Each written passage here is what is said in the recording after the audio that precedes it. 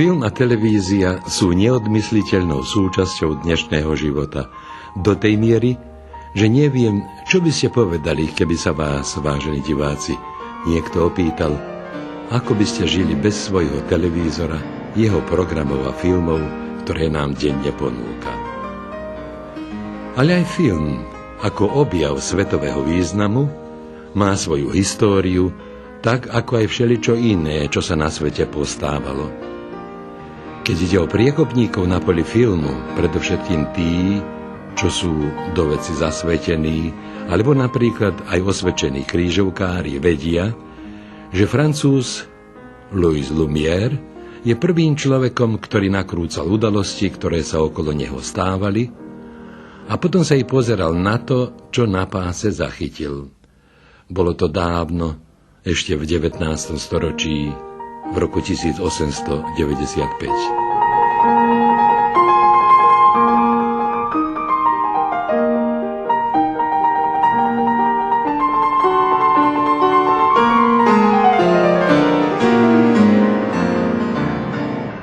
Ale aj my, vojvodenskí Slováci, máme svojho filmového pioniera, ibaže o ňom širšia verejnosť skorože ani nevie. Je ním Emil Klobučický. Kto bol Emil Klobučický? Predovšetkým učiteľ.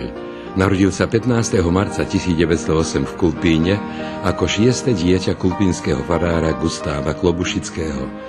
Navštevoval gymnázium v Petrovci a učiteľskú školu v Sombore. V rokoch 1928 až 1938 ako učiteľ pôsobil v Kisáči, potom do roku 1945 vyučoval v Kulpíne a v rokoch 1945 až 1961 v Pivnici. Stadiaľ odišiel do Bajše, kde aj zomrel 21. apríla 1983.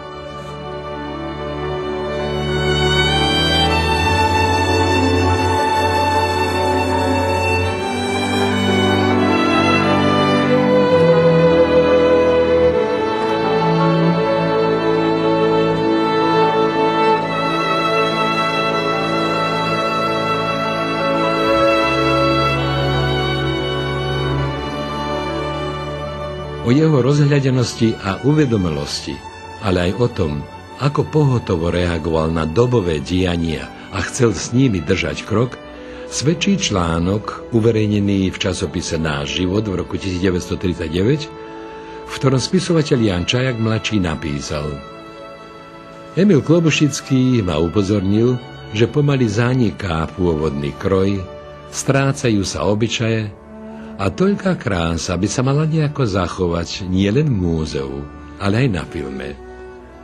A už sme aj tu, na mieste činu, pri samom zrode tunajšieho slovenského filmárstva.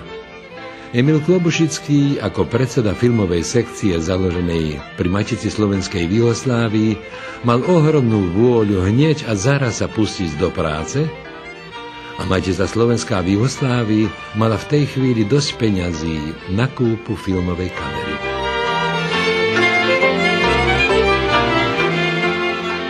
Čas toho, čo Emil Klobučický nafilmoval, ukážeme v pokračovaní bez presnejších údajov o dátume nahrávania.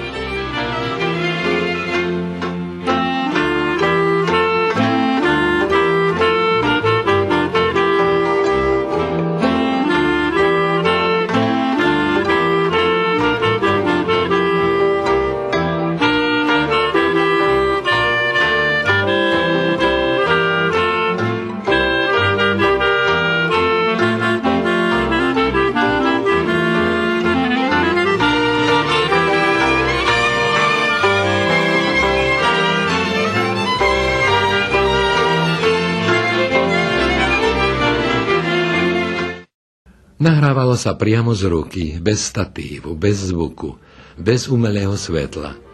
Snímky potom putovali do Záhrebu, kde sa vyvolávali, žiadny strih sa nerobil a film sa premietal bez titulkov.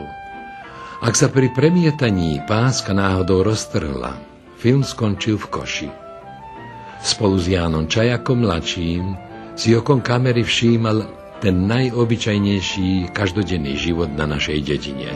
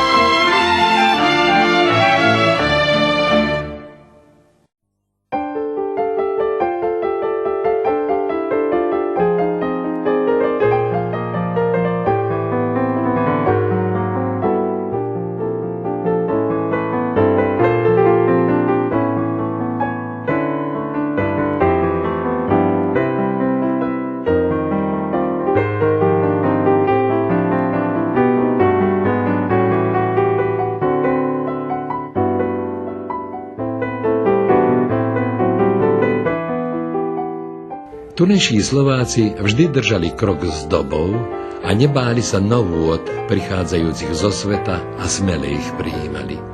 Medzi také novoty patril aj film. V našom prostredí sme vždy mali ľudí, ktorí sa so široko otvorenými očami pozerali do budúcnosti.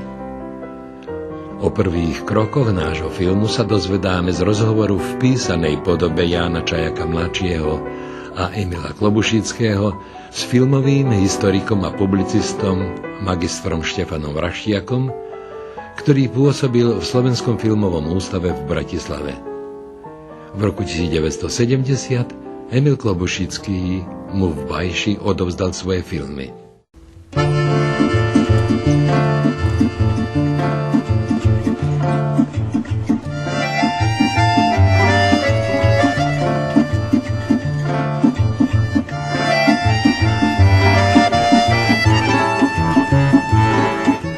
Tak nachádzame sa v archíve Slovenského filmového ústavu v Bratislave, ktorý si 1. apríla pripomenul 50. výročie svojho založenia. V archíve sa nachádza takmer kompletná tvorba slovenskej kinematografie po roku 1945. Ako vidíte, sú to desiatky kotúčov filmov, ktoré boli nakrútené na Slovensku. Ale okrem slovenských zbierok máme aj zbierky zahraničné. A medzi také vzácne dokumenty patrí práve aj filmové podnikanie Matice slovenskej v Juhoslávii.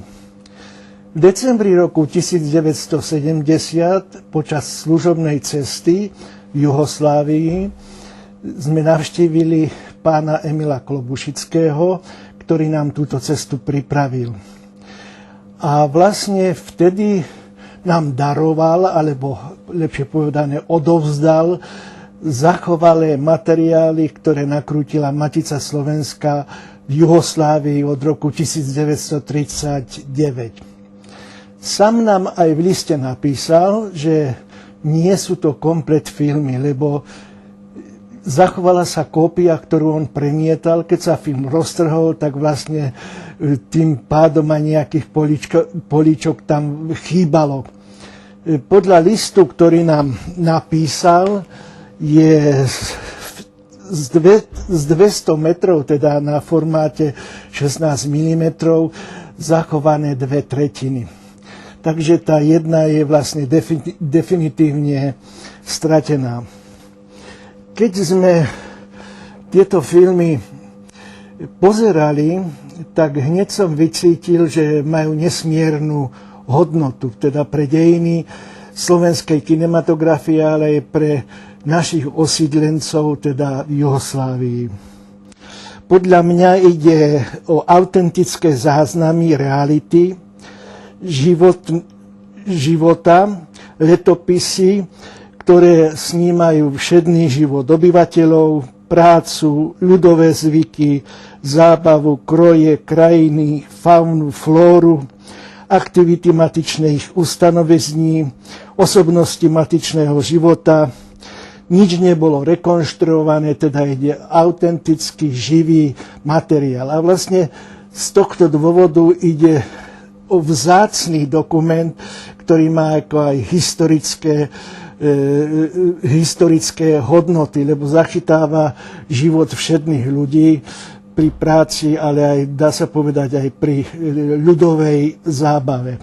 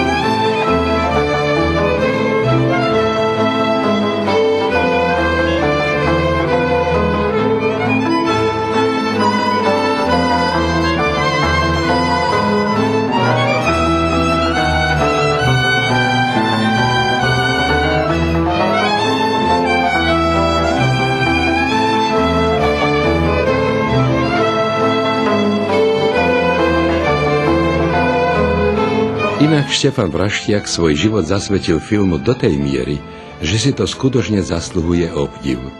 Za celoživotný prínos slovenskej kinematografii a oddanosť filmu v apríli tohto roku získal i cenu ministra kultúry Slovenskej republiky. Nie darmo jeho kolegovia dnes o ňom hovoria ako o chodiacej filmovej encyklopédii. A patrí mu aj naša úprimná vďaka za úschovu spomínaného filmového materiálu.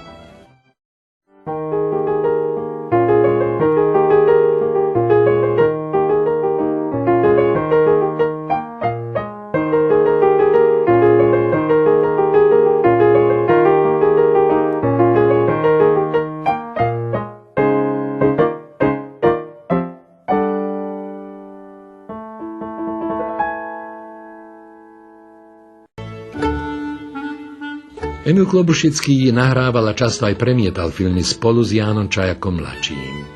Príchod filmárov bol pre dedinu vždy veľkou udalosťou. Pred samotným premietaním filmu bývala obyčajne nejaká prednáška, najčastejšie k prítomným deťom alebo dospelým, hovoril Ján Čajak mladší, na rôzne témy, z dejín, literatúry alebo na témy ľudovovýchovné. Premietali sa aj vypožičané filmy, poučné, hospodárske, zábavné, ľudovo-výchovné a zo zdravotníctva.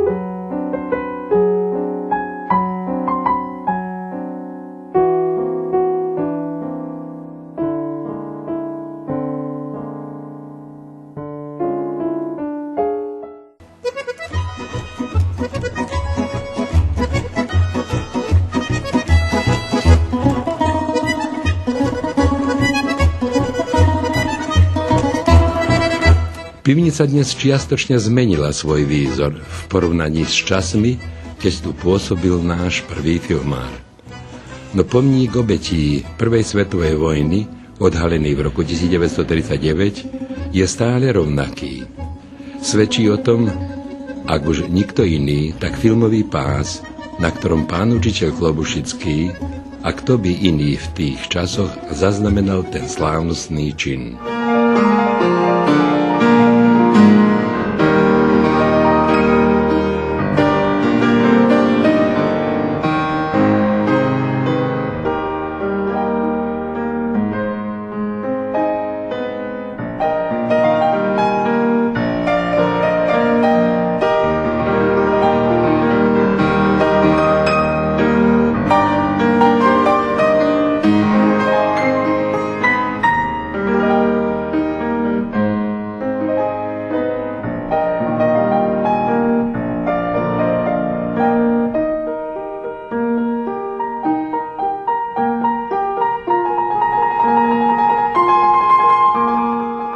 Emil Klobušický strávil v pivnici 16 tvorivých rokov.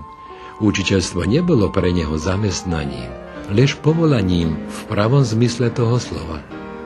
Staral sa o výchovu, viedol deti k mravnosti, svedomitosti, znášanlivosti a k iným ľudským hodnotám a s rovnakým zápalom ich zasvedcoval do tajomstiev výroby fotografie a filmárstva.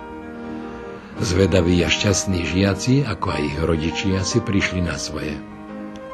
A pri technickom a teoretickom vzdelávaní členov fotokinoklubu sa vtedy zúčastňoval aj vtedajší farár Gustav Babylon, ktorý prednášal o optike a objektívoch.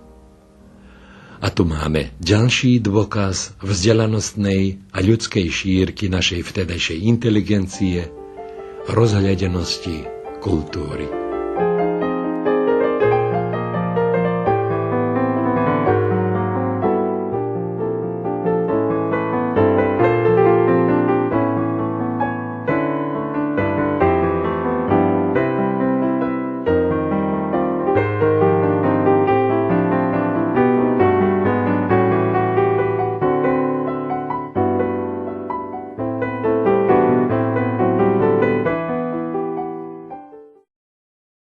Pán učiteľ Klobušický po vojne v 1965-1966 roku organizovali fotokinoklub, kde nás zoskupili takých starších žiakov, kedy sme boli zainteresovaní za fotografovanie.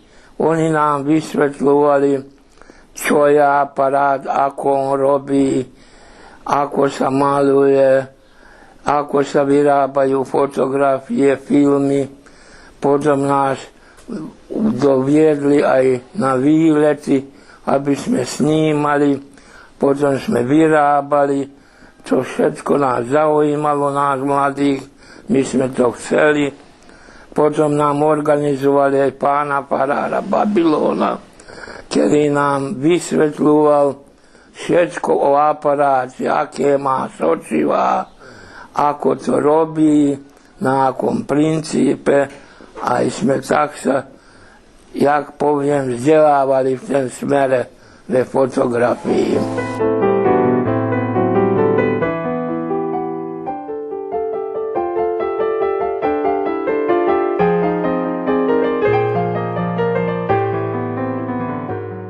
Boli sme Emil Klobušickým, pár raz na výstavnom sade, u neho sa snímali filmy, obrázky, tam sme sa naučili fotografovať, aj to bolo veľmi zaujímavé. Kúkať to, robiť to. My sme nevedeli nič, my sme boli malí. Aj Emil naučil nás všetkému, len dobrých vecov naučil nás. Boli sme v sade na výstavách, boli sme chotári, vodil nás po prírode, aby sme čo videli. Aby nás naučil pekných vecí. Ale pamätám si veľmi, že ďakujem mu, že ma tu naozaj dovedol pár vecí dobrých, múdrych. Aj naučil ma, dal mi smer života. Veľmi pekne, ďakujem mu to.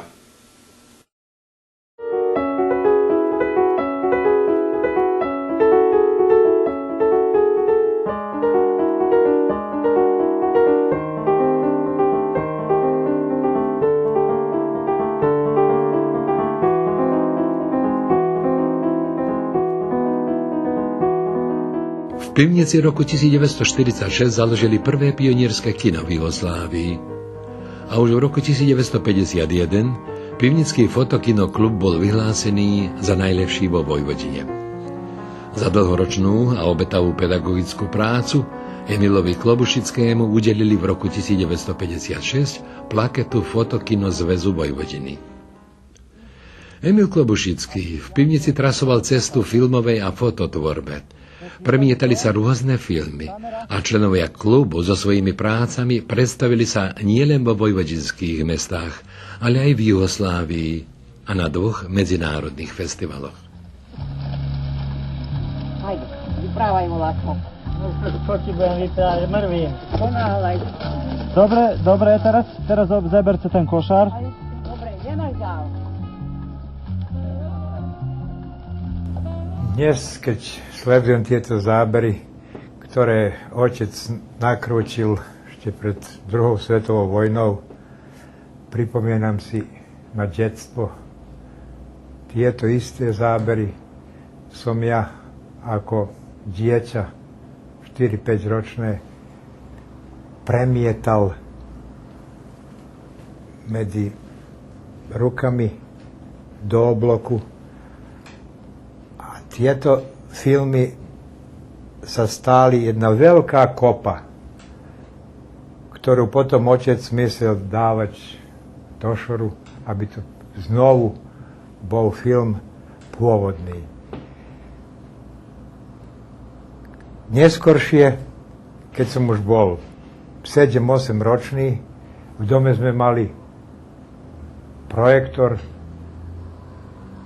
a brat a ja sme si poriadali projekcie. Múr bol biely, film sme vedeli do projektora položiť, nebolo nikoho doma, aj začala projekcia.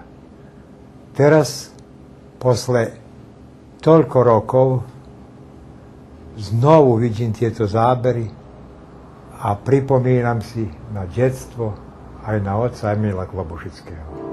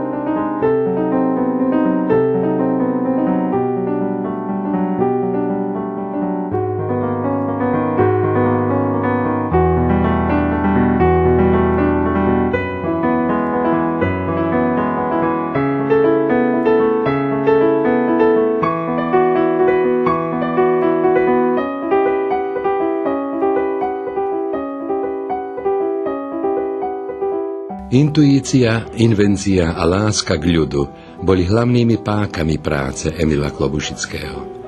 Robil ako aj ostatní matičiari. Všetko zdarma. Úspech filmu závisel od toho, či bol pekný slnečný deň. Ak nebol, s filmovaním sa muselo čakať na inú príležitosť. Po premietaní filmov boli posedenia a rozhovory s divákmi a ľudia, a najmä mládež, si filmy obľúbili a volali filmárov, aby aj z ich prostredia nakrútili film. Začiatky mojej záľuby vo fotografii v filme som získal ešte v detstve, keď som obzeral môjho otcov fotoaparát, ktorý bol žiakom učiteľa Emila Klobušického. Už vtedy som videl, že Emil Klobušický zanechal trvalé stopy v pivnici a že sa cez rôzne formy táto aktivita prebiehala, ako už či cez mládežnícku organizáciu, fotokinokrúžky na základnej škole. A v 1977 roku v Bajši som sa stretol s Emilom Klobušickým na festivale amatérskeho filmu. Tu sme sa dosť dlhý čas rozprávali a dal mi takú mocnú a pevnú podporu a trvalú orientáciu v tejto profesii, ktorou sa i dodnes bavím. V strede Nového Sadu na námestí Slobody je pomník najväčšieho srbského politika 19. storočia Svetozára Miletića. Monumentálne dielo, práca najznámejšieho juhoslovanského sochára Ivana Meštrovića, odhalený bol 1. októbra 1939. A udalosť na filmový pás zaznamenal jedine Emil Klobušický.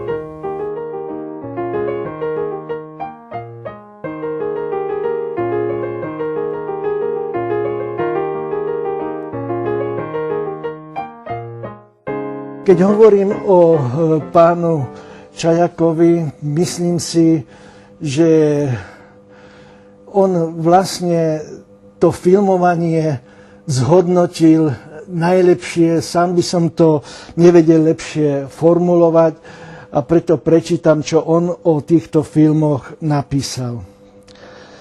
Filmy zjednocovali rozličné obce a kraje, potierali antagonizmy jednotlivých dedín. Je to živý archív života. Matica Slovenska v zahraničí podnikala vlastne prostredníctvom filmu jedine na Dolnej zemi. Takže preto to má tento film také vzácne hodnoty, ako hovorím, nie len pre slovenskú kinematografiu, ale aj pre Maticu Slovensku ako takú.